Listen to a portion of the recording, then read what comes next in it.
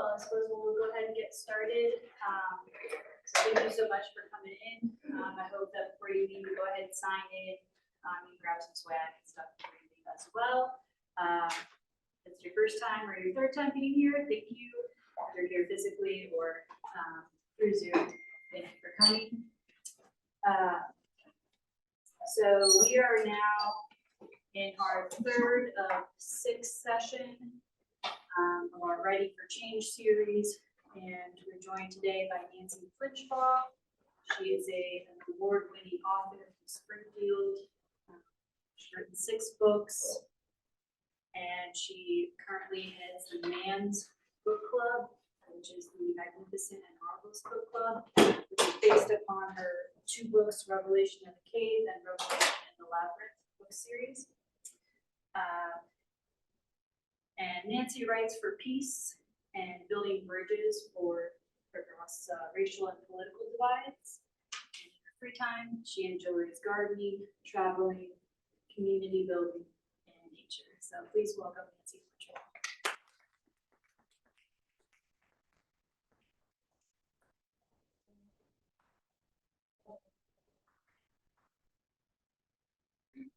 So as Katie said, this is the 3rd session, so thank you for coming tonight. And there will be 3 more sessions. Next week, Dr. Novella will be talking about his work on Writing for Change, and then the last 2, we're inviting people who like to write for change to consider what they want to write and then come back and share some of their work for the last session.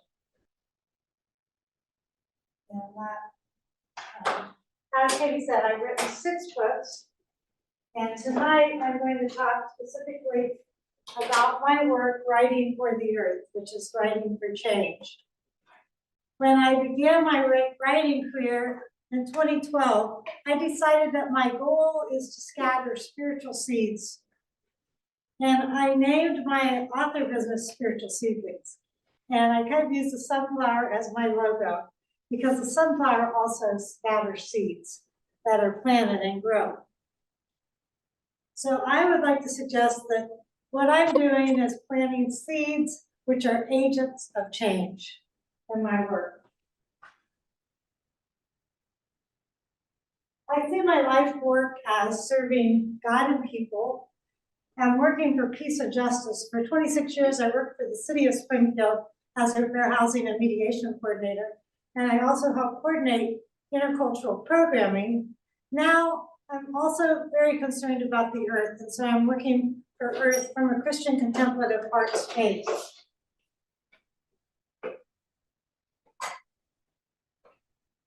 I would say that some seeds have also been planted within me, particularly as I began my contemplative practice, when I began meditating as part of some training I was doing and leading contemplative small groups and retreats back in 2011 and 2012.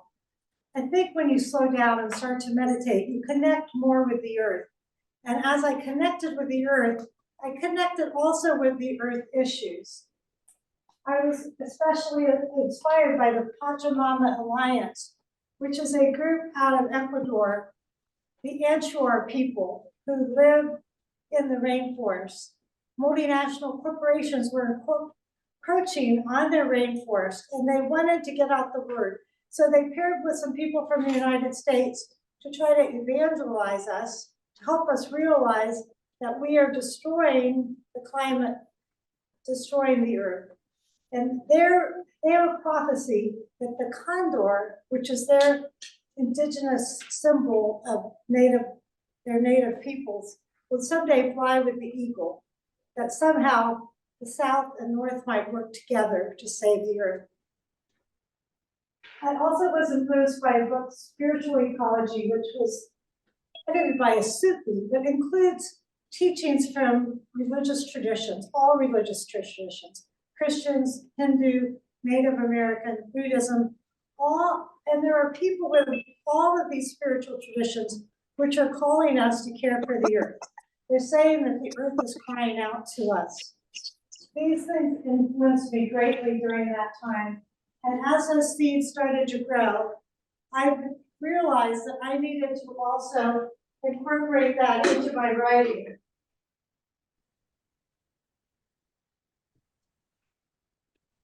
Sometimes people ask me, do we really have a problem?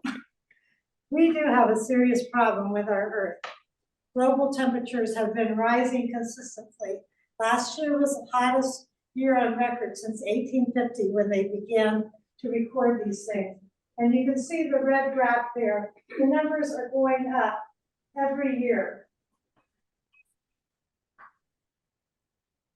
The largest source of global warming are our fossil fuels.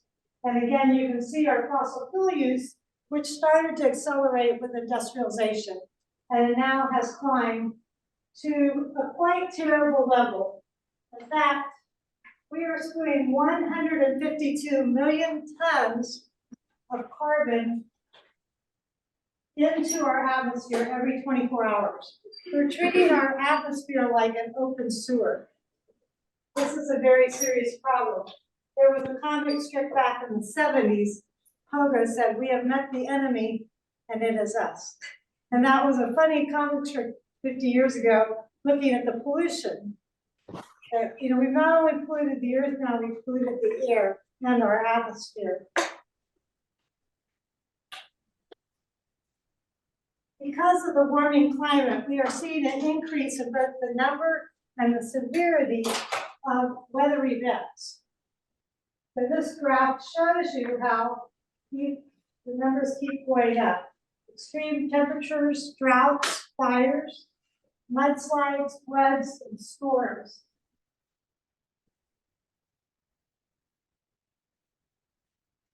I know here in the Midwest, we're kind of insulated from the wildfires, right?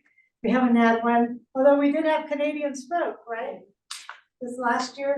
My son lives in Seattle, and sometimes we'll call him and he'll be sequestered in his bedroom with air filters.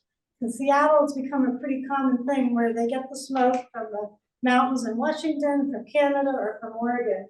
And you look and see how much of the United States is impacted, Australia is impacted. These wildfires are burning around the world. In addition, the hurricanes are getting bigger, more frequent, as well as flooding. The ocean temperature is also rising. Because the ocean temperature is rising, it's hurting the fish in the ocean, it's killing coral reefs, and it's also warming the planet. Because you think about the water helps keep the planet cool, but as the water heats up, our atmosphere also heats up more quickly. And along with this, ice caps on our pools are melting at an unprecedented rate. And that is causing the ocean levels also to rise. So that creates a big problem for the coastal areas, for the islands. And this is just a map showing some of the world's largest cities are at jeopardy because they're so low. Miami, Florida, for example, is already flooding. And this is like trillions of assets in these different cities that are in low-lying areas. So, along with this, it's impacting the people of the earth, but also the animals. And we're in the midst of what they call a mass extinction event. There are animals on the earth that have evolved over billions of years and are now going extinct. We hope that the humans won't go extinct. Also because of the warming temperatures, we're seeing more problems with disease. Tropical diseases are at an increase. The pandemic was in part due to rising temperatures. And we're gonna see more disease because of our warming temperatures. And not only does this improve the health of our planet, but also it's very costly. The billion-dollar events just in the United States between 1980 and 2019, you can see how the costs are increasing dramatically. So as I look at all this, I ask, what can Nancy do? And I have to admit, I'm just one person, and I really feel like I can't do anything sometimes. But I was in a prayer group, and we made prayer bracelets. And we had different beads on the prayer bracelet. And one of them was the people bead.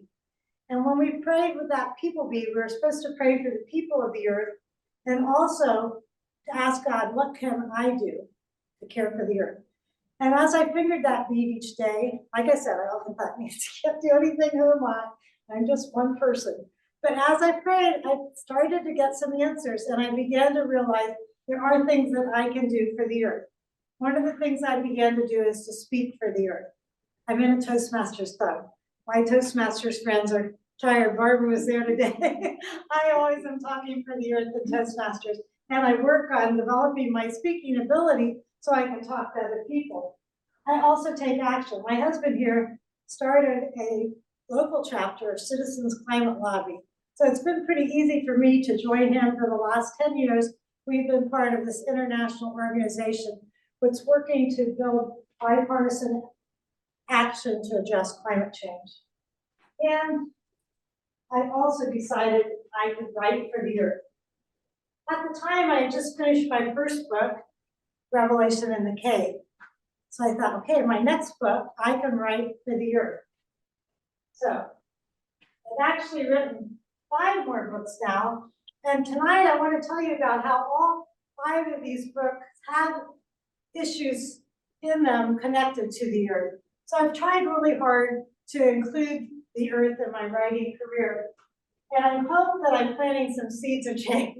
I hope that I'm helping write for change. Catherine Hayhoe, who's a climate scientist in Texas, she says one of the most important things you can do to address climate change is to talk about it, because communication is the beginning of all action. And so I, in my books, talk about climate change. I want to go through my books. Like I said, the MAMS, the Magnificent Marvelous Book Club, that got started in my first book, Revelation in the Cave, I decided, okay, they're going to read books about the environment. So I started out my second book, and you can see here, this is in the beginning part of the book. They read several books about disappearing water in the West, The Inconvenient Truth, Silent Spring, which is about pollution of the earth, Our Great Wave in the Future, the great work by Thomas Berry, prophetic Catholic priest who talked about how we need to come to terms in our relationship. And the man's asked, this man who was William Shakespeare in a dream said, and now, what are you going to do about planet Earth? So the man started an organic farm, and climate change wreaked some havoc on the farm. They had drought, they had torrential rains, and a tornado comes and destroys their farmhouse. Climate change and revelation of that. I wrote another book, Letters from the Earth, in which I was listening to the earth, or God, or Gaia, as she called herself, as a result of another book I listened to. And in these letters I received from Gaia, she told me, talked to me about different issues I was concerned about. One of the things I talk about, and you can see it up on the far right, on my front lawn, I have 2 lines of flowers that come up in the spring. And the daffodils were coming up on Christmas Day. I was just, no, that's not supposed to happen. So that was one of the things of climate change.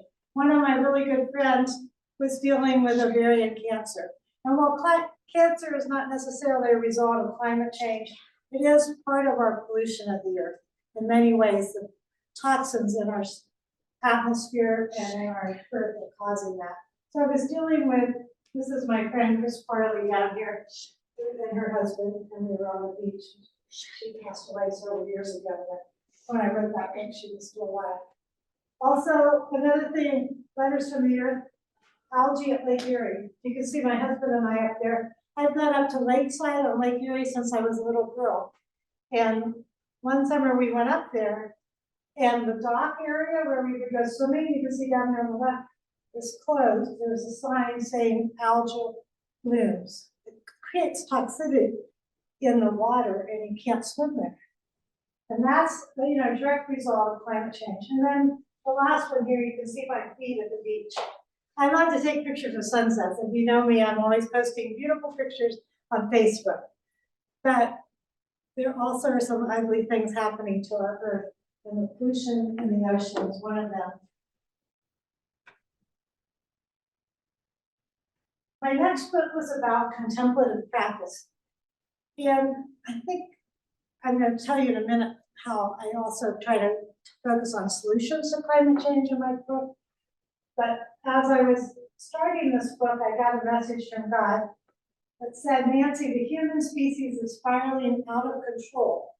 And that specifically is, God says, my intelligence, my pinnacle, my amazing glory surprise and delight me with your ingenuity, but you become too focused on greed. And now I need you to stand back, stop, listen, and make changes. Continue to awaken, call others to awaken. This is, as Thomas Berry wrote, this is your great work in this time to speak up, to change how you relate to the work. I will help you. So I started this book saying, you know, we need to awaken, and the book is about awakening practices. But specifically, we need to awaken to change the way we relate to the earth. In my fifth book, Revelation of the Roots, Emerald Isle, the Manns take the group of members to Ireland. And when my husband and I visited there for our 25th anniversary, we went to a museum at the Cliffs of Moher. And there was a little exhibit there about climate change. And one of the little facts there said in 150 years, Dublin, Galway, and Cork may all be underwater. Because of the sea level rises, because Ireland's an island, you know, the whole country is in jeopardy. The other thing that I think is really a problem that keeps us from solving climate change is the racism and the political division in the United States. If you look at our government, we're not solving our problems very well, are we? We're fighting, we're calling each other names. And so that was what this book is about, racism and political division. And then finally, my most recent book, Mariah of the Wind, was set in the pandemic. As I mentioned, the pandemic is partially a result of climate change. And I also have a fossil fuel troll who's harassing the climate scientist in my book. Now, I don't know if you know whether or not, but the fossil fuel industry has for many years been hiring public relations firms, the same ones that the tobacco firms hired to try to convince people smoking tobacco is not a problem for your health. Now they're trying to convince you that we don't have a problem with climate change. So that's why there's been a lot of confusion in the American psyche about climate change, because there's a lot of false information that's given out by these PR firms. They even hire scientists to say, oh, we don't have a problem, even though 99% of the scientists agree that the earth is warming because of our carbon pollution. So I wanted to call this out, the fossil fuel troll. Of course, he's a fictitious guy in my book, but he's also real. Catherine Hayhoe, I showed you her picture earlier. She gets death threats. You know, they threaten her family. And this is true of all climate science. All the people that are speaking out and trying to explain what's really going on with the earth face these kind of threats because the fossil fuel industry is hiring people to scare them. I also have a bad dream. It's a little Scrooge-like experience for my fossil fuel troll. He gets COVID, and while he's in the hospital, he almost codes, and he gets to go up in a Blue Angel jet and fly over the United States, and he gets to see the evidence of all the things we've been talking about: hurricanes, flooding, fires, drought. So I try to portray climate reality, climate change in this book. And as I mentioned, I'm also trying to talk about the solutions, because I want to plant these seeds in people's mind to realize there's things that we can do. We've got to start doing more of them, more frequently, but we can work together as the people of Earth. So in Revelation and the Labyrinth, one thing we did is we have Citizens Climate Lobby. Citizens Climate Lobby is the organization that I told you my husband started a local chapter for here, and we're going to talk about that more later tonight. But they're trying to build bipartisan political will to address climate change. Unless the Democrats and the Republicans can come together in the United States, we're not going to solve the problem. You know, they're just going to keep fighting each other. So Citizens Climate Lobby is working with both conservatives and liberals to try to get everybody to look together at the problem. Another part of Revelation of the Labyrinth is organic farming. In regenerative agricultural techniques, you can actually take carbon out of the atmosphere. And you use less carbon in this process. It can also help with the earth. Another solution in Revelation of the Labyrinth is solar power. We need to move away from our reliance on fossil fuels. The man started a group home for men in recovery who learn how to do solar panels, and they start to build solar panels in their town. Sun is a renewable source of energy. It doesn't send carbon up. Another thing about Revelation of the Labyrinth is these are women who are addicted to alcohol and drugs.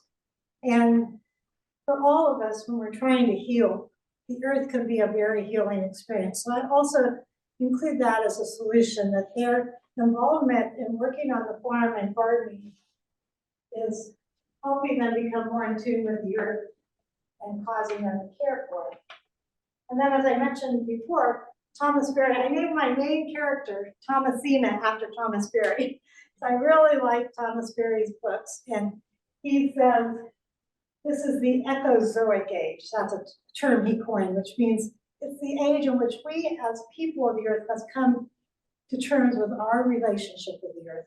We've got to start taking care of it. And he says we must go into the future as a single sacred community or we'll perish in the desert. And he started writing like in 1980s. He passed away in the early 2000s, but 40 years ago, he was prophetically saying these things.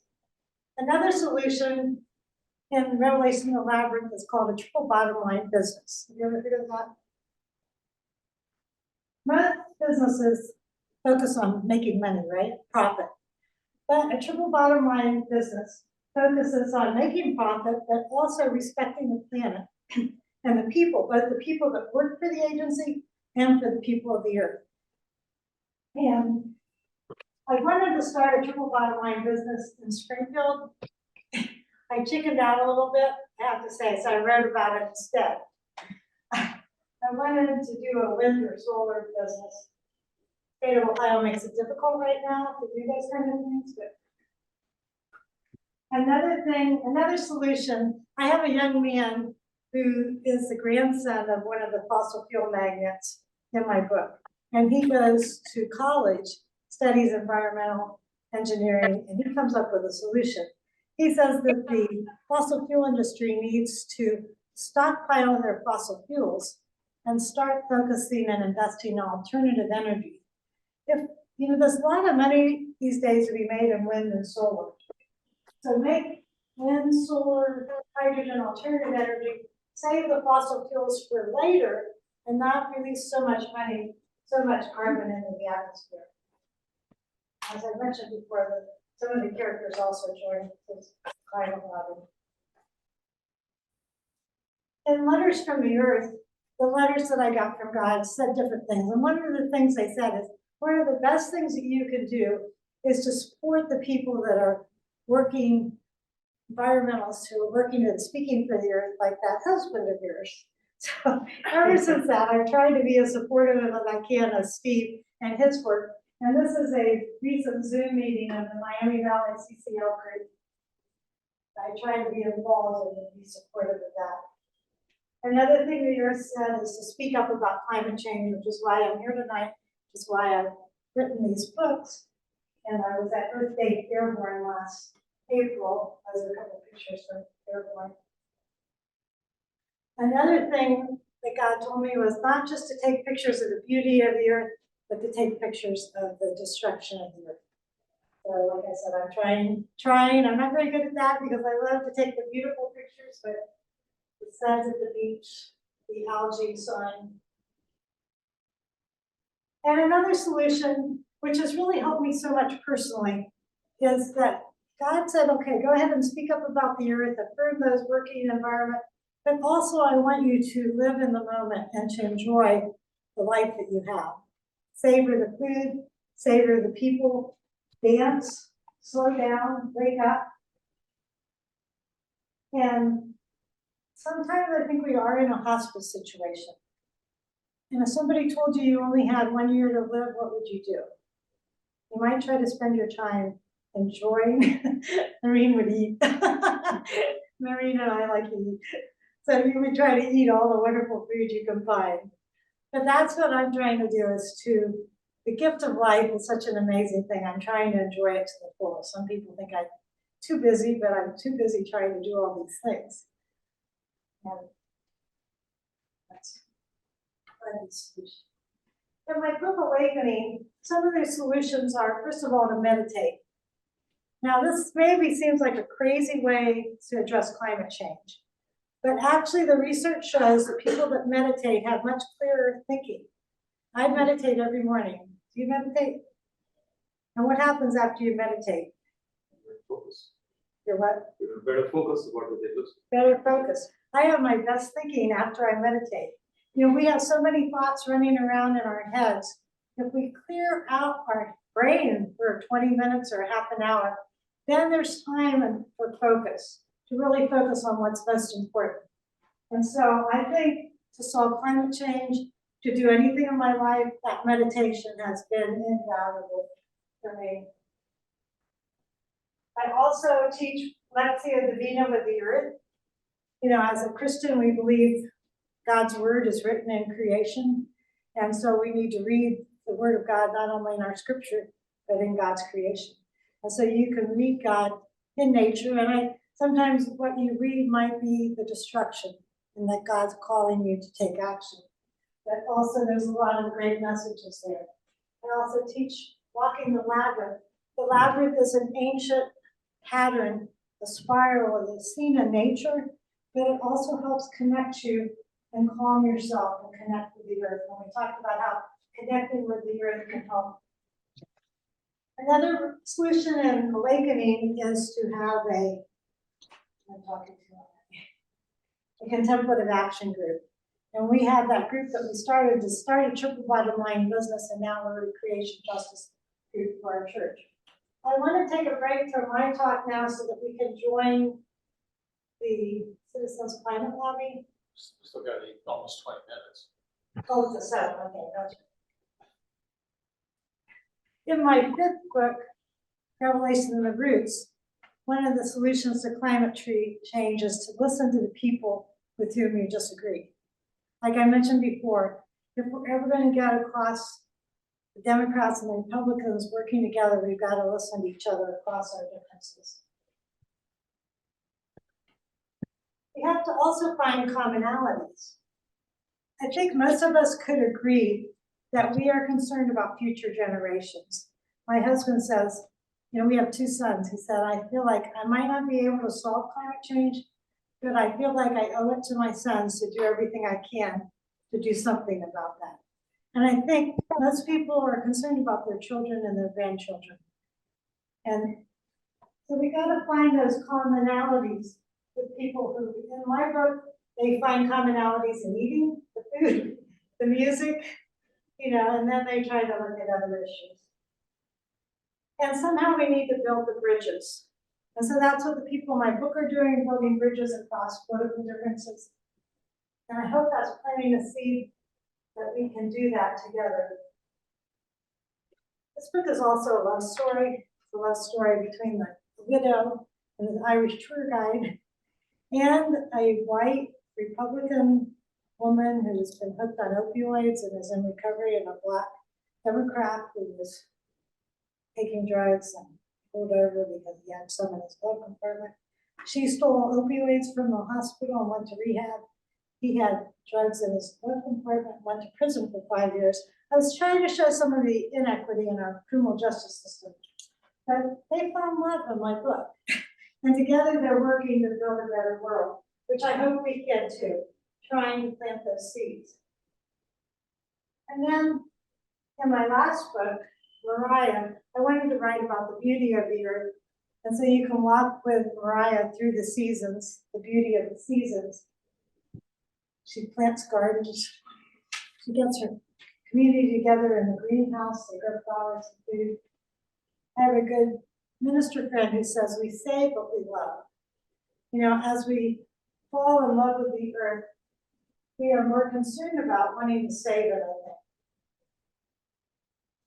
think. The other solution in this book is there's a wind scientist who's working on small windmills that you can use to fuel your house. You know, you have solar panels, but how about having a windmill for your house?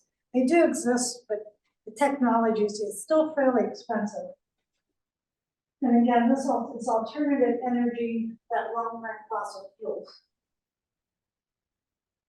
Another solution is that we need to repent of the untruths that are being told to our people.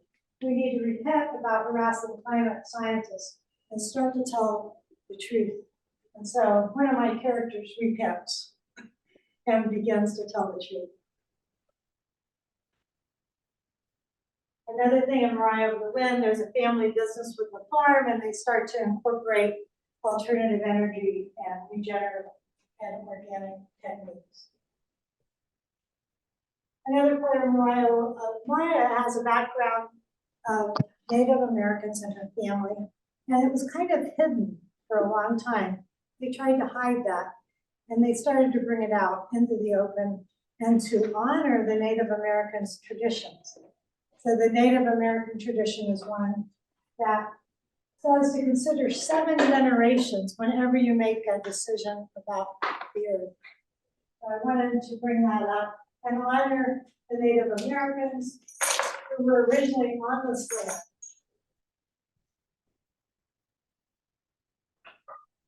And again, Mariah of the Wind is a love story. It's about families reuniting and working together to address climate change. So I hope that plants a seed that we can reunite our families. I know most of our families have, that's mine, have different political viewpoints. We need to reunite, love each other, and address climate change. So, can I encourage you to read my books? All my books are in the library here. Also, you can find them on Amazon. They're Kindle, they don't cost very much. They're on Amazon as paperbacks and Audible. If you do read them, you can help me by posting reviews. Just go to my author page and find the books, invite me to speak. You can give my books as presents, and I have them. That way your friends will kind of be thinking about both the problems that I talk about in my books and the solution. Follow me on Facebook and all over social media, YouTube, Instagram, TikTok. But in addition to my books, I want to encourage you to speak up about climate change. And we're going to have a little time later tonight for us to think about what more can we do collectively to address climate change. I want to encourage you to write for change. You know, what can you do to write for the earth and to act for the earth? And some of the things we mentioned tonight are taking time to connect with the earth, spending time in nature, listening to creation, be involved politically. You know, there's a lot that we can do personally. You might electrify, you might try to simplify, you might try to use less fossil fuels, but unless we have political solutions that are going to change really the big picture, we're not going to solve the problem. So we all need to get involved. It's a political season. It's a good time to ask all the candidates, what are you doing about climate change? I need you to take care of this problem for all of us. You can join Citizens Climate Lobby. Steve is going to talk about that. So what we're going to do the rest of the evening, first we're going to hear a little bit from Steve about Citizens Climate Lobby. At 7 o'clock, we're going to join a meeting, Citizens Climate Lobby Miami Valley, which includes both Clark County and Dayton chapters. We started having 15 minutes every week, actually, on Thursday nights, where we take action for the earth. So we're going to join them in some way. And then at 17, Steve will talk some more about CCL. Carol, who was here earlier, you missed her, she was singing. She's going to come back and talk about how she writes songs and poetry for the earth. And then the last 15 minutes, I want to talk about what is ours to do and maybe what you personally think you could do to take care of the earth. Are there any questions before I turn this over to Steve? comment and suggestion. What did you say? I still have a comment and a suggestion. The comment is, first of all, let me congratulate you and applaud you. Thank you for what you did. I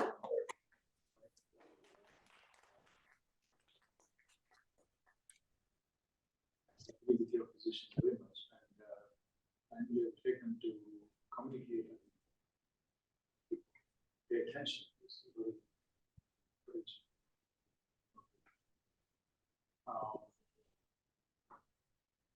I think it was in Bronx Zoo. There was a quiz as you're going. It was find the most dangerous animal of the world. And when you think you found it, go into this room on the corner, press the button, no answer. So you're supposed to go to the zoo and find the most dangerous animal of the world. And go into this room or someplace the corner, press the button, and the light turns on, and in front of you is a mirror. Yep. And it's you. This was done in decades ago. So this is a suggestion for future projects.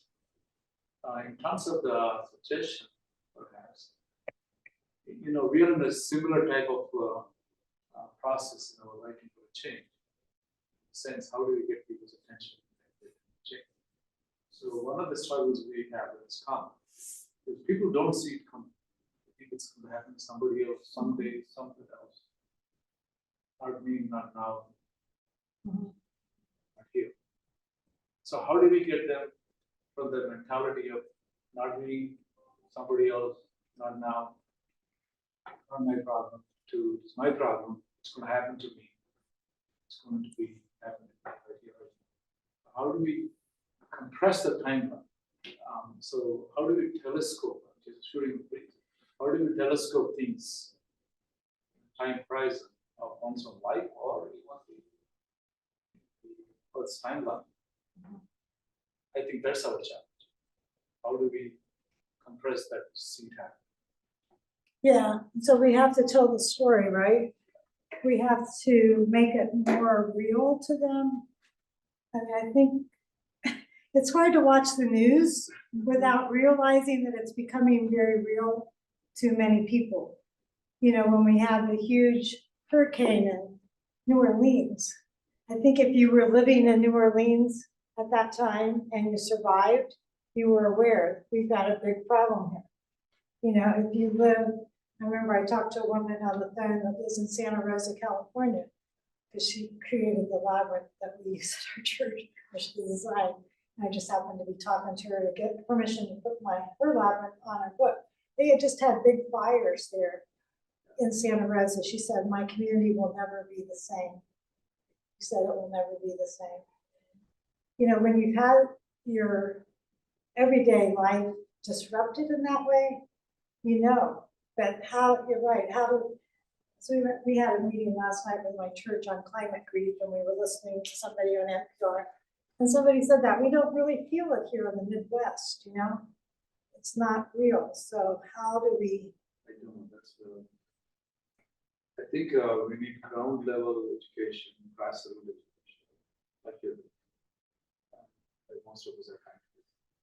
I don't have trust in political system. Doesn't matter who's the office. Vladimir Putin said this. He said, "I've gone through 5 or 6 American presidents of different parties. And they all make promises and they make big speeches. 1 week into the office, all these black suits come into the president's room and everything's the same. Whether they're dealing with local problems, whether they're dealing with national problems, whether they're dealing with international problems. Governed by vested interest, which is supporting both sides politically. Right. So the only way to beat that is grassroots. Grassroots, yeah. So I want to take a break here so Steve can talk and introduce the session, and then after at 7:30, we'll come back and finish this conversation. Dr. Nervella, what you're saying, that's a valid point. I'd put it a little bit differently though, because actually Yale University has something called a program on climate change communication. And they do a survey every year of Americans' attitudes and beliefs about global warming. And they sort people into 6 categories. And the 2 biggest categories of concern are what they call alarm and concern. And at the other end is the dismissive and doubtful. And in fact, we do this a lot. We quiz people as what they think the numbers are. And everybody thinks it's big numbers for the dismissive and the doubtful, and small numbers for the alarmed and concerned. And it's exactly the opposite. The alarmed and concerned together are more than half the population. So I think there's more awareness than we realize, but I think the problem that is a lot of people don't know how to get a hold of the issue. They know, they feel like they should do something, but I hear people say, well, what can I do? It's so big. And this is something I started thinking about several years ago, looking for an organization that could help guide me and give me direction to do something.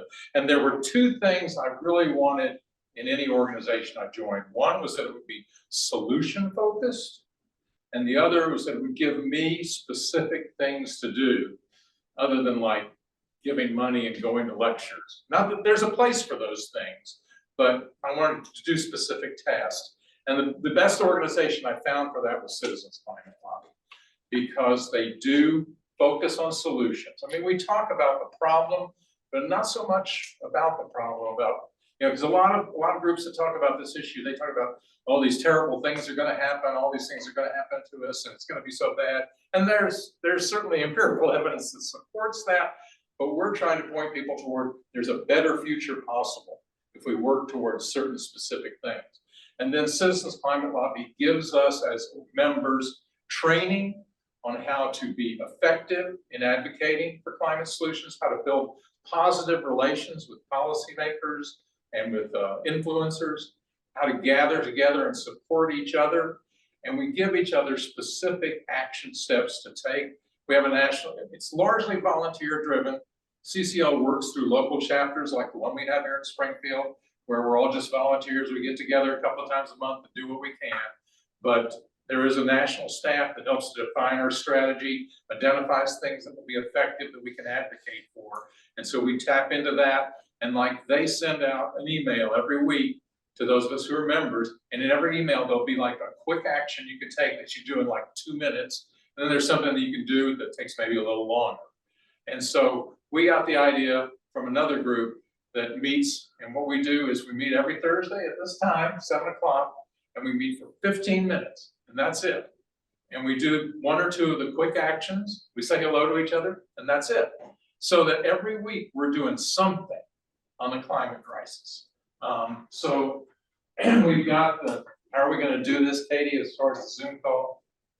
It's already up there. Okay. So it's a Zoom meeting because we're all spread around. We have the chapter in Springfield and the chapter in Dayton work together on this. So we have people down in Oxford, Ohio, people in Beaver Creek, here in Springfield, but we're all getting together on Zoom. And there's Ann Webster, who's our leader tonight. Hi, Ann. You can come talk to you. So, Ann, we've got a few people gathered here at the library. Nancy's been talking to them about her books and how she writes for the Earth. I've been giving a little background on what we're going to be doing on this call. So we'll let you give us the cue for where we're going to do something. Just 2 of us so far, so give it like 3 or 4 minutes. Yeah. These 15-minute things go fast.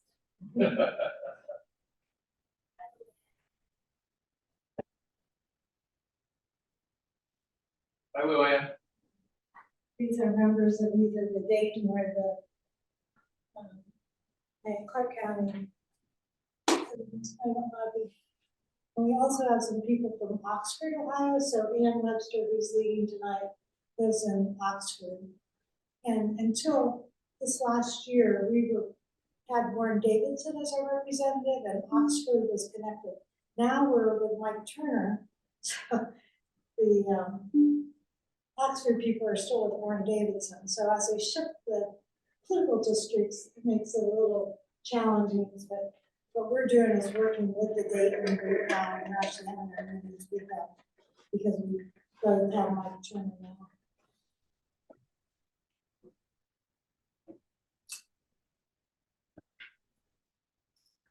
You want to explain what these things are? You want me to?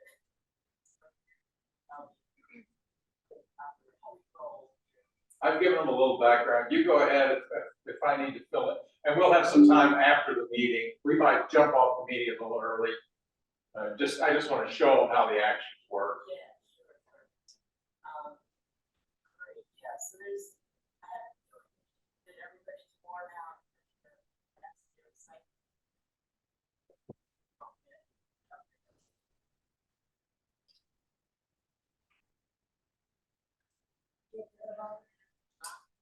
And Closed captions. Closed captions.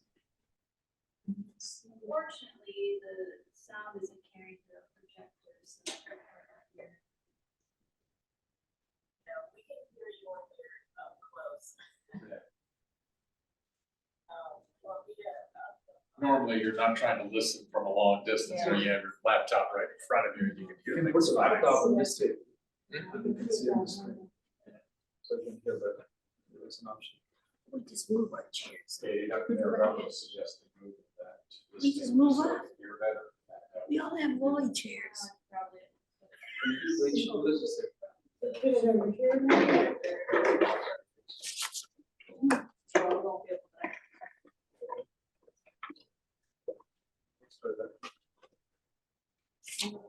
Will that reach there or not? People can come up if they want. Whatever works for you. I don't know my iPad. How are you doing?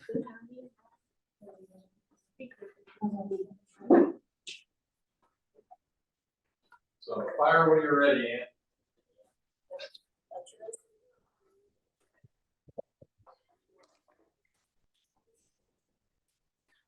This is recording.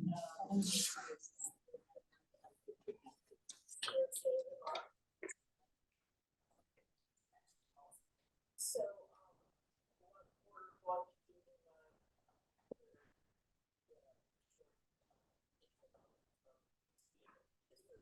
do, is, do two action items, which were,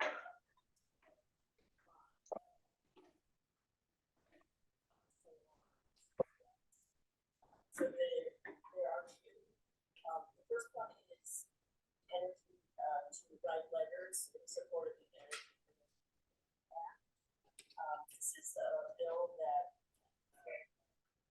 this is a reprise of various versions of the carbon tax legislation that we worked on, just like lower to what CCL is all about.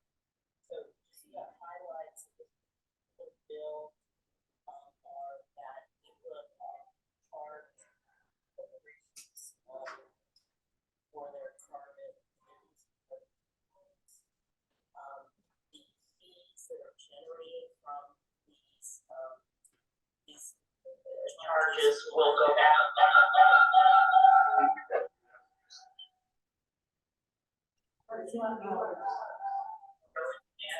Yeah, she can. Go ahead. Okay, so, Can mute that, tax on carbon. You have it on there? Income is generated.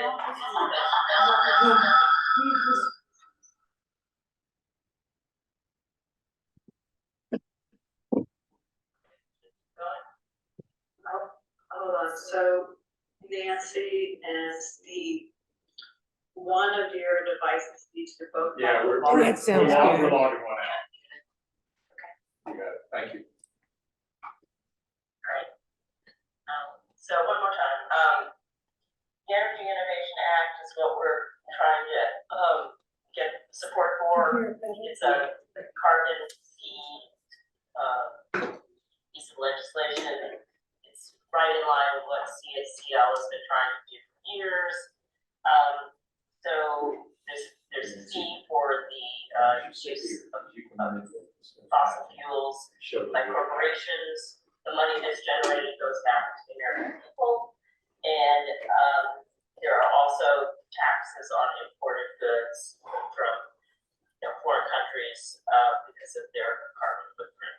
So I have no idea what, the chances of passage but, I think it's a great thing for us to write a letter about.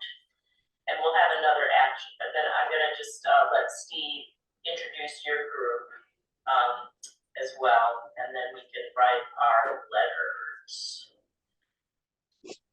You want to introduce us since you're right there? Steve's there. Okay, hi, Ann. Hi. We're here at the Clark County Public Library, and we've been talking about writing for the earth, and so we thought this would be a great experience to give people an opportunity to join CCL.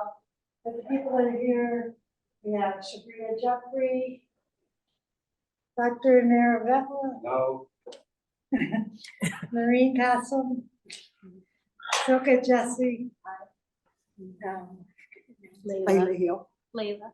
and Katie Stewart, who's the programming person for the library. Mary Moore. Barbara Romaka. You know me. Yeah, we're small but mighty group here, and we're thinking about what more we can do. I just talked about how climate change is in all 5 of my last books, and also climate solutions, including citizens benefit. That's what we're doing here. So we wanted to give them an opportunity to take action for the earth tonight. Talking about speaking, writing, and acting for the earth. The earth needs all of our help right now. That's awesome. Thank you so much for bringing new faces to our group. So the action item is pasted into the chat. Can everybody see that? Open up chat. Okay. So the way this is going to work is if everything goes properly, click on that. Send a letter to your congressman. And then when you're done, please say you're done in the chat and we'll come back. Does that sound good? Is that right, Amy? We need to, could you put it back in the chat, because I think we probably signed on with my iPad after it went in. Okay, It's all not in right. the chat, please. And then when you do that, why don't you mute so we can talk about it to the group? I always go enter and that's wrong. Hold on.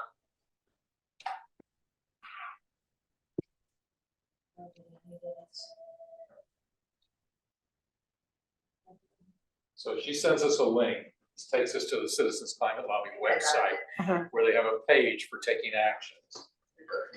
Yeah, it's there. And so, Okay. So everybody click on it and go through the steps, and when you're done, just say Luann's done already. Wow. Okay. and see, they I make have to it do really so simple. I'll be right back. You can just, there's a script for you. They encourage you to customize the script because it gives a little more impact, but you can use the regular script if you want. And you can do like messages to your congressperson and both your senators in just a couple of minutes. So like if I click on this email, it's gonna ask me what my address is, so I put in my street address. It knows, my computer knows me.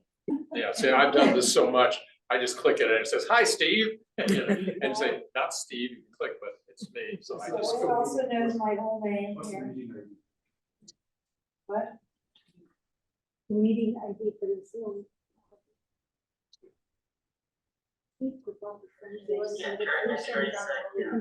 Okay. So, Weekly, and So, okay, so I there's a different so now person, I like I put did in it my- last week, Ann's doing it Nancy this and week. Steve, are you guys gonna, are you able to do this? I guess you'll do one action. I'm showing them how I'm doing it on my iPad right Okay. now. I got it.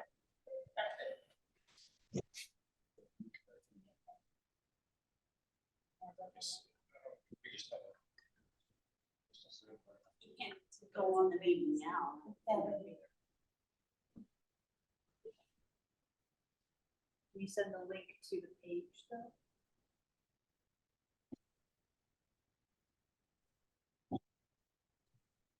We're gonna give this large group a couple minutes and then.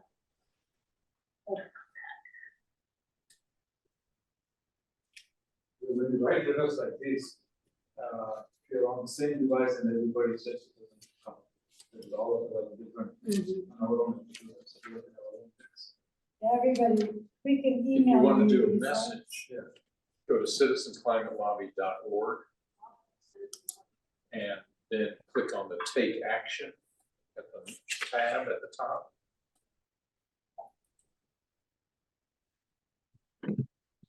So anyway, so then it takes me, I put in my address, so it shows that Mike Turner, and then it has a message for Mike Turner. I'm a constituent and a voter. The Energy Innovation and Carbon Dividend Act has been reintroduced to the House. I'm writing to urge you to sponsor this bill. And so if I click on send, it's automatically sent to Mike Turner. So what we could do is we can send, I think we have most of your emails. We can send you this information. He needs To an Katie email. Salt and What did you say? He needs an email. That's just a description. Mike Turner? Back to the- Yeah, Mike Turner. okay, we're back. I showed him, I did it, I wrote Mike Turner, Citizens what? and we're gonna, Okay. I emailed them Citizens points so that they can. Want a citizens Climate climate change. lobby. Lobby.org. What was it? Climate change lobby. right? Citizens That's Climate great, Lobby and I'm very excited org. that I will do this properly, And then you go so to- far. And then you click take Anyway, action. So, the Take second action. item for tonight It's is, just citizen climate. Change. Was it lobby? support What was it? Climate The site change lobby?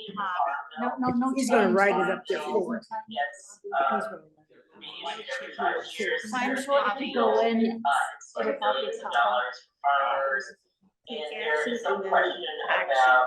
Citizens Action. Climate Lobby. Everybody. Having to Yes, do Any with, dues? You pay dues? agro forestry that we want to preserve, and there's a threat, it's a possibility that that money will not be, kept in the farm bill. So, we have another action, item. I'm a little confused about some of this, but let's just go do it because it's gonna be a good thing. And the farm bill is likely, to be, worked on all through this, calendar year up until September. So for us to raise our voices We can now. welcome all, let's discuss it here.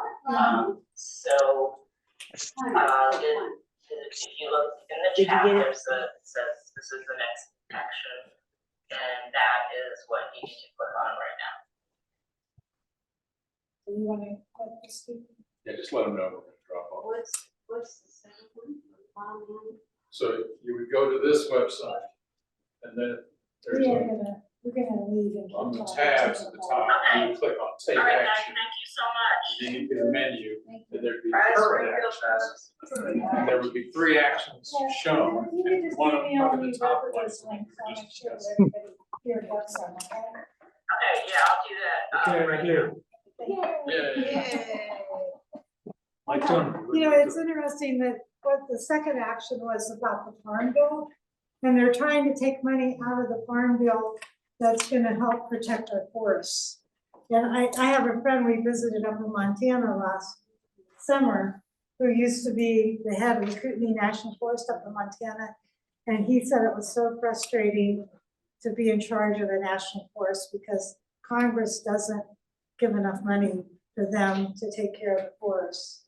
You know, he wanted to manage them and their natural resources, but he said they just don't give them enough money to do that. So I just think, he said that is kind of lumped together with all the rural issues, and most of the money goes to the cities and to the urban areas. I just think it's important to speak up for the forests. But, you know, the trees are another part of global warming, because we're losing so many trees. So that has to be. So if you're interested in doing more with this, I put out an email newsletter once a month. So this is how I write. My writing is, it's different from what Nancy's talking about, where she's trying to convince people or inspire them or whatever. I'm writing in the context of organizing, saying, here's a group that's doing something, explaining it shortly and saying, you can participate in this. So, we have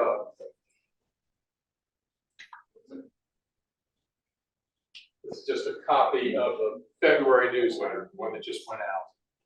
And I always have something to alert people to our group's meeting and let them know when that is and give them the Zoom link. So this month, our meeting was to plan what we're gonna be doing this year. So that's what that's talking about. And then there's a national meeting, which also happens on Zoom, and they also have a speaker. So I talked about that a little bit. Then I try to give people a blurb about this call that we just did and have the Zoom link there. So if you get this newsletter, you can join that Zoom call every week just by clicking on that link. And then there's another thing we're doing. We're working with the Environmental Voter Project, who tries to boost turnout among voters who are inclined to support environmental issues.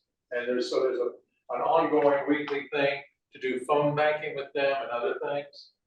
And then I let people know this organization has conferences coming up, March and June, where you can learn more.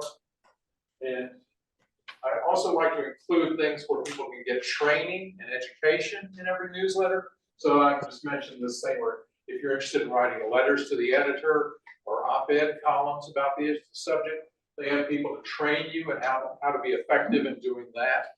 And so that was a call about that. And just mentioning, I also like to celebrate successes. We had a goal to send 10,000 messages about permitting reform in January, and we broke that by a little bit. It was like 10,500. So yeah, that's a lot of messages in 1 month from one group. And there's a lot of stuff like that about CCO where when things are really important, when they let us know something can really make a difference, we get thousands of people to respond and to send messages. So it's not just you alone sending a message out into the ether. You're part of an organized effort to make a difference, and it can really move the needle with some things. So if you're interested, like in getting this newsletter, give me your email address or write it down or something, and I can send it to you every month. I usually send it early, because we usually meet the second Saturday of the month. I usually send it a few days before the second Saturday to remind people that the meeting's coming up and you should try to be there. So, anybody have any questions about any of that or comment or anything?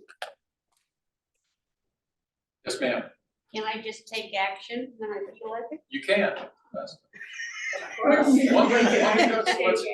meetings, I don't go for meetings. That's fine. Well, that's why we do this 15-minute thing. A lot of people really don't want to do a meeting, but a 15-minute meeting, most people can handle. I just take action, I can just check it whenever, right? Well, I'll make one request. You can decide not to do this, but it's if you go to the CCL website and you join CCL, there's a little button that says join CCL.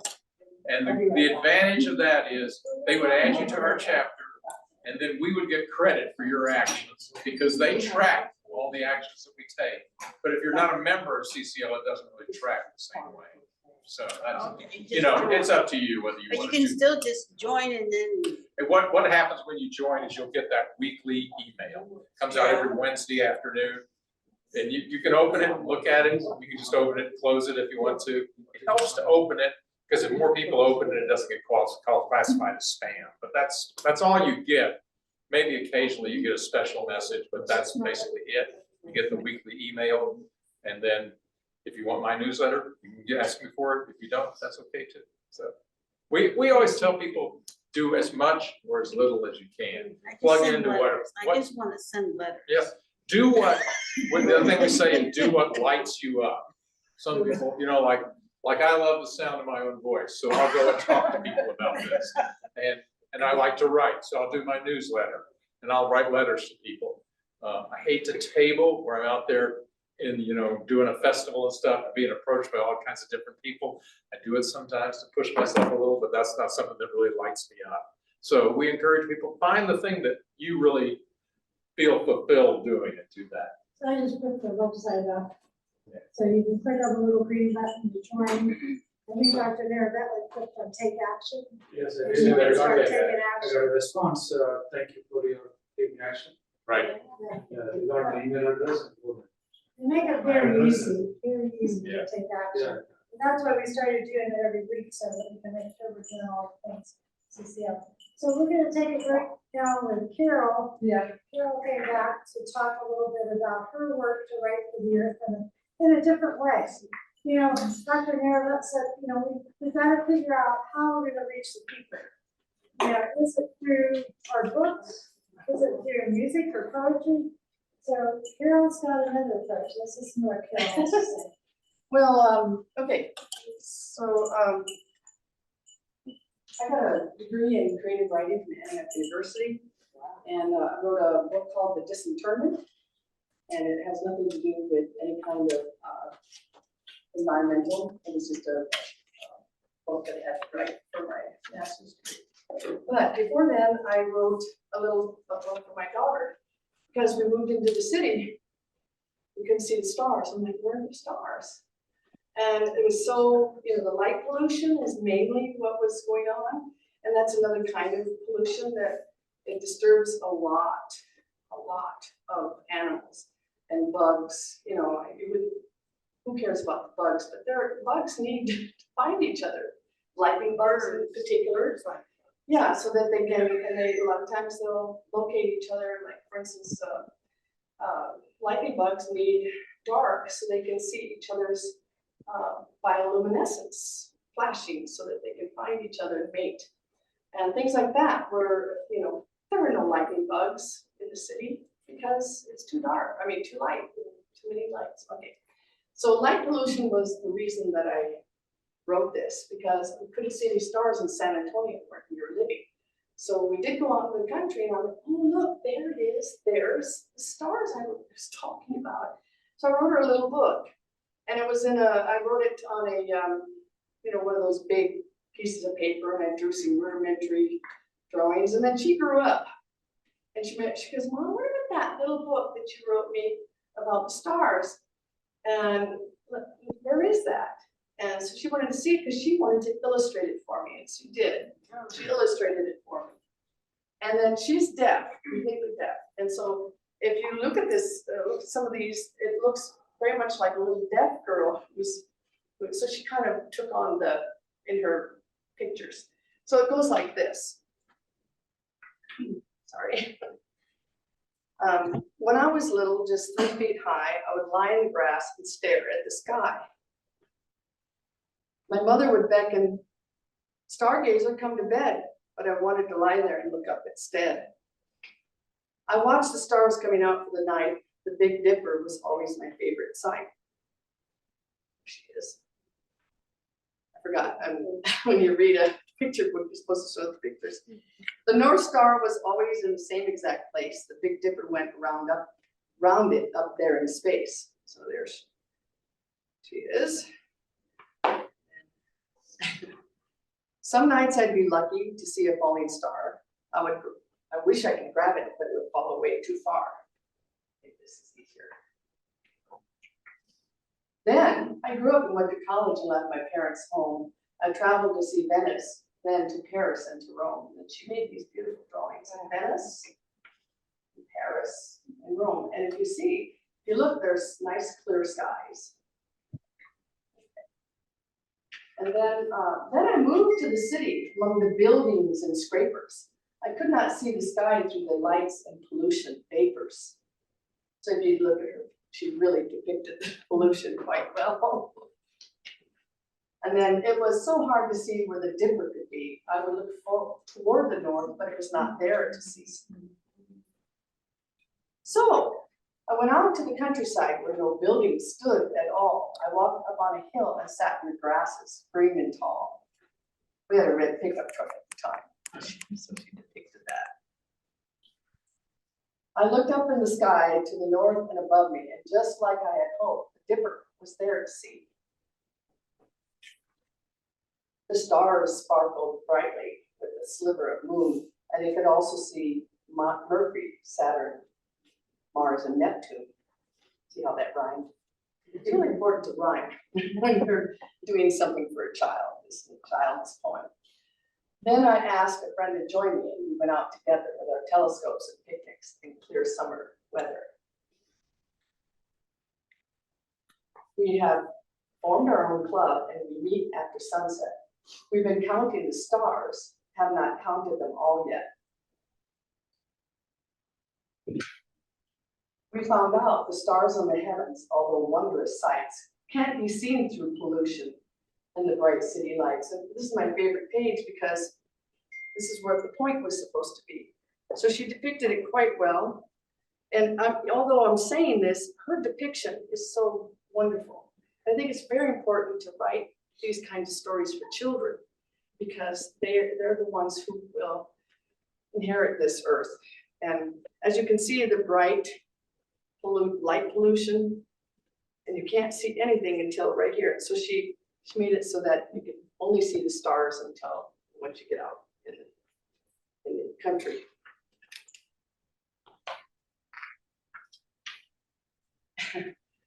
It seems I am same as when I was younger. I love a clear night sky, even though I am older. I stretch out on the grass, gaze up at the stars. I wish I could travel to Venus, Jupiter, and Mars. That's kind of a throwaway rhyme because he just wanted to show an adult version of her and to rhyme something, you know. That's one thing you do when you're writing poetry, with rhyming poetry. Sometimes you're a little bit compromised with the message. Okay, but stargazing all around me, south, east, north, or west, I think I will always love the Big Dipper best. And her last picture is of her with her I love you hand, as you can see, the I love you hand that the deaf people use. Oh, I am still that child who loves a starlit sky to the stargazing me. I will never say goodbye. So anyway, the reason I thought this would be a good example of showing how you can, you know, bring attention to people of the environment is that it's not just, you know, the garbage in the rivers and the ponds and wherever all over the place, and the stinkiness in the sky, you know, and we pretty much solved most of that with the catalytic converters, but also light pollution needs to be addressed. And my daughter says, I'm going to redo this book because my pictures are terrible. I did those right out of college and I would like to do a better job. And I just love her pictures. I think they're very rudimentary and depicts the one thing, you know, the main thing that I wanted to show, which is the light pollution. I don't think it's necessary to write full novels, although, and because it can take, what, a year? It took me a year to write my disinterment. And, but I've written some haiku about nature. They're only like 3 lines long most of the time, about 27 syllables, I think it is, usually 22. And I think it's important to get the message out, no matter how you get the message out. Short story for children, a poem that's, you know, rhyming poem that they can remember, the pictures that they can remember, or even a song.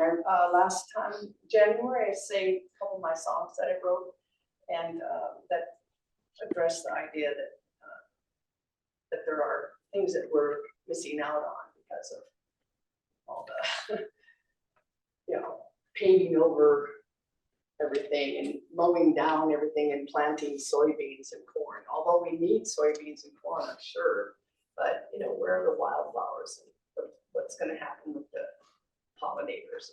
That's a lot of my concern in my stories. And one of my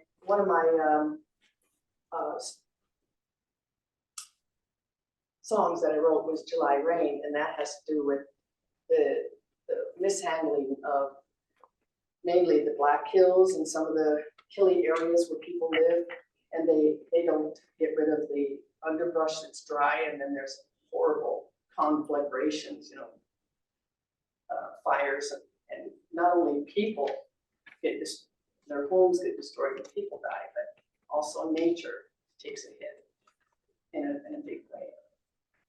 Anyway, I hope that, you know, you can come up with March it is, and I guess I'm gonna be talking to you now.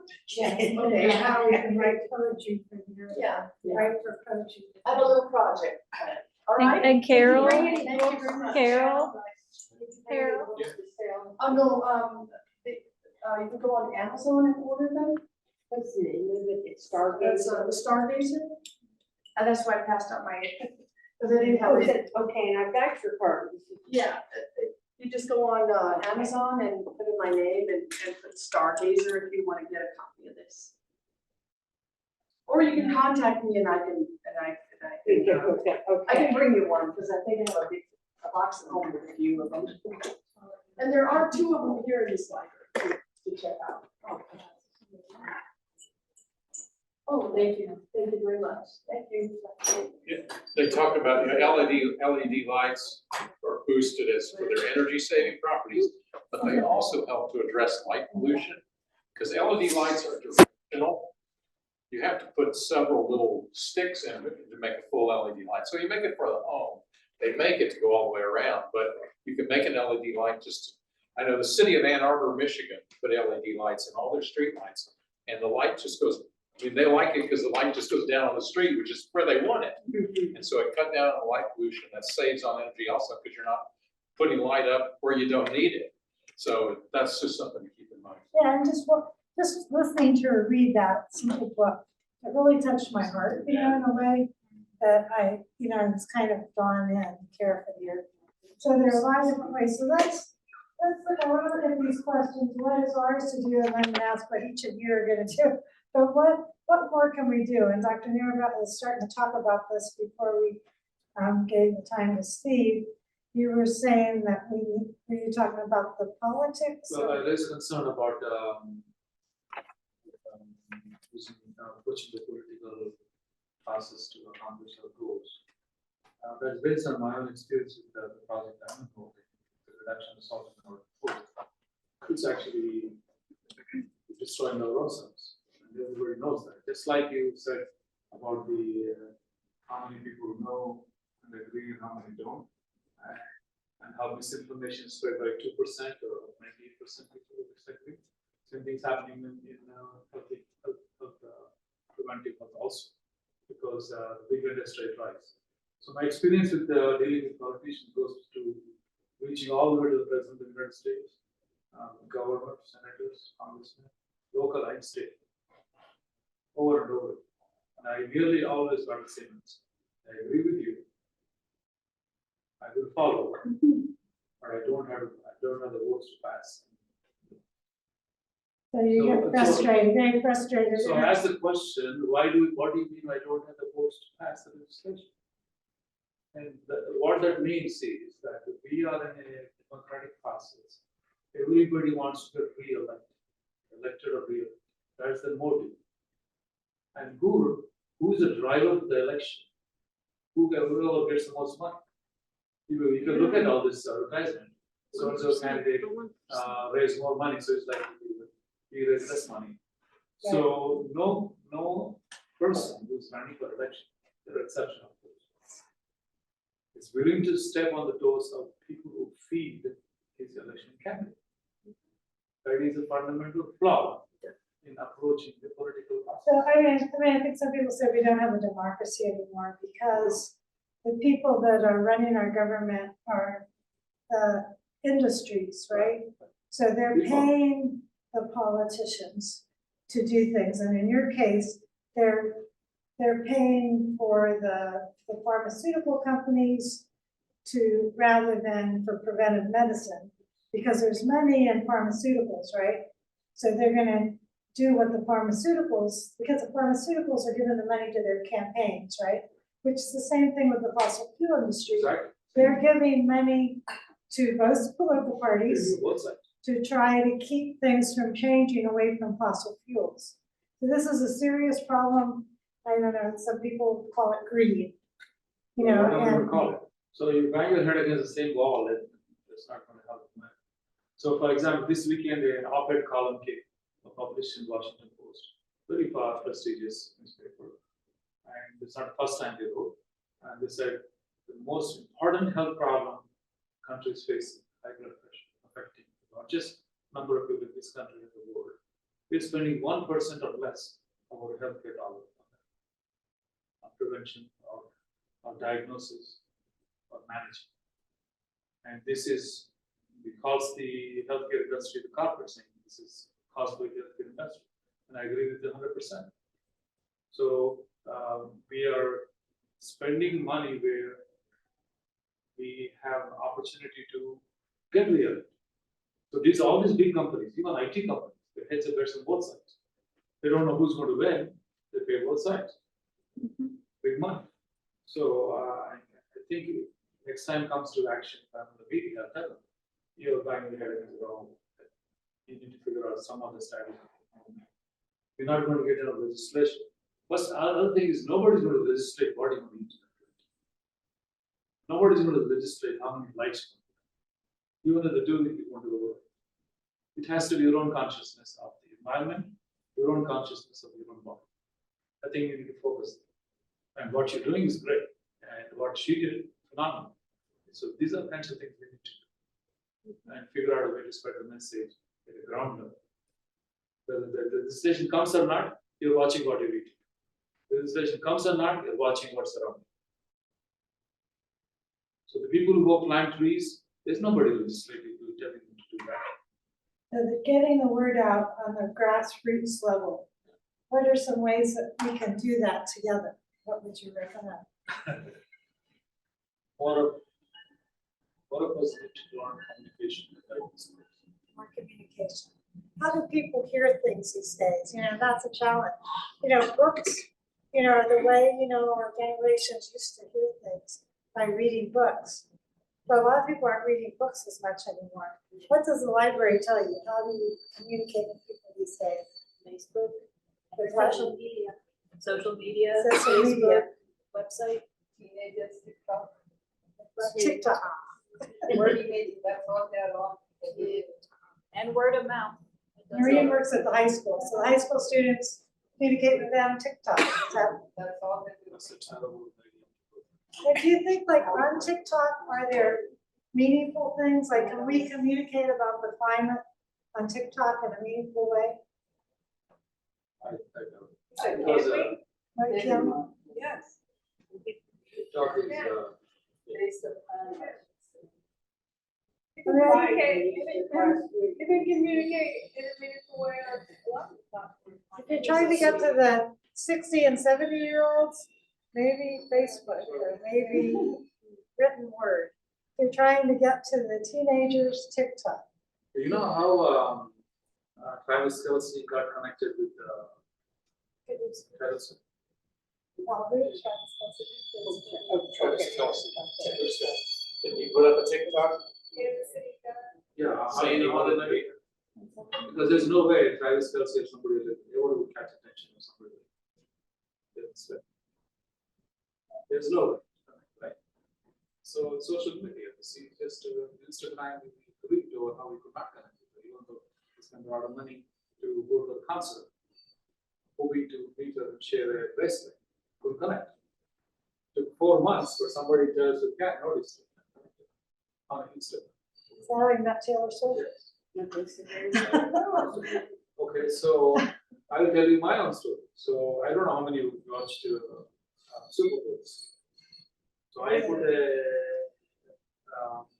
blog, actually an article, posted on LinkedIn, calling on all these superstar athletes to not to lend their name advertising means potato chips in the life. Put it like Messi, Peyton Manning brothers, Deion Sanders, Gronk, on and on, they have nice pictures. So I posted these things. You're fighting against American Heart Association, which is trying to prevent heart disease. American Heart Association doesn't have the money to buy you guys. Okay? I watched the Super Bowl, and I watched the Super Bowl myself, not for the Super Bowl itself. See what advertisements come. And pretty much none of them actually created this advertisement for Super Bowl because there's a big football in Super Bowl, a lot of people watch. So they spend a lot of money creating advertisements for Super Bowl. One single block most. Okay. So why did they spend so much they paid the Lionel Messi? Billions of dollars to sit and pitch for Lay's potato chips. The advertisement did not show them. So there is power in social media. All these social media, all these Fortune 500 companies, and all these celebrities have a PR okay? They all have a PR firm. And the job is to track how many times the name comes up in social media. They want to be proactive, okay? So the reason I'm saying this is what we need to do is, Mike Turner, don't vote against this. Should be on social media. The right to him doesn't matter. Mike Turner, you're responsible for this person's death. My street light doesn't light up. And the bugs are gone. Mike Turner, what do you think about it? Same creative pictures that she posted should be social media.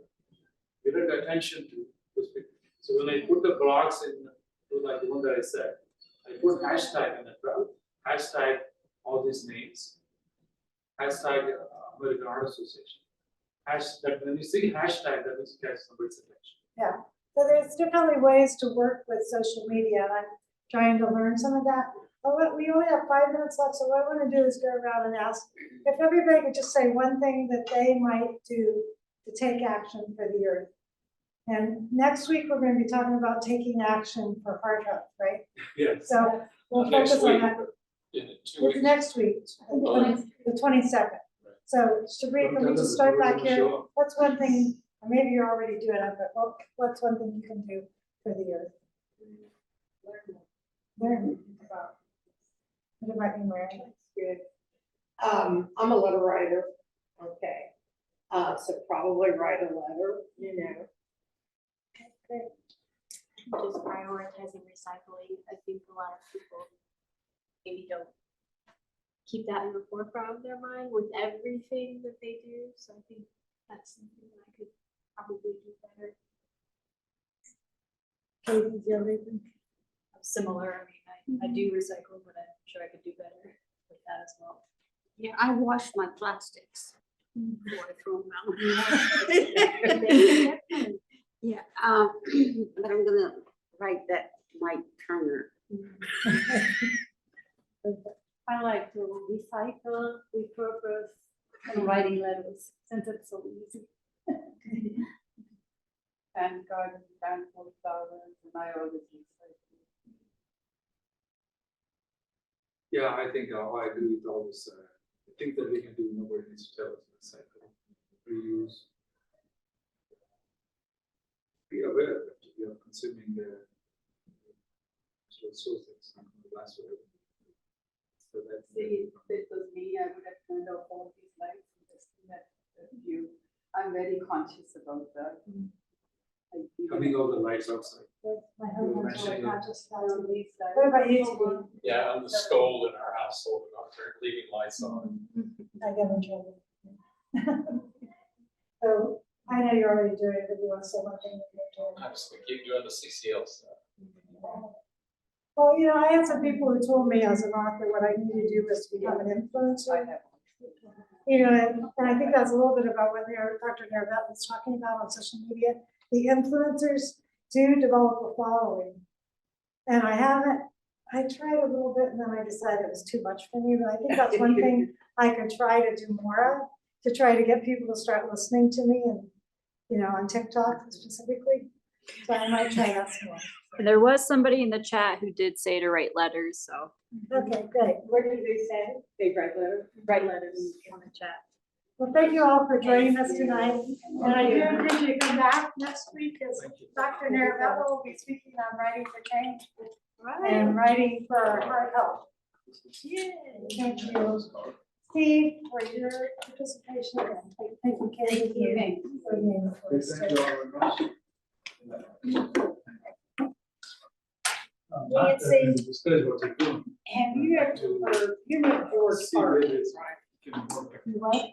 George Carlin, the comedian, was brilliant. Certainly.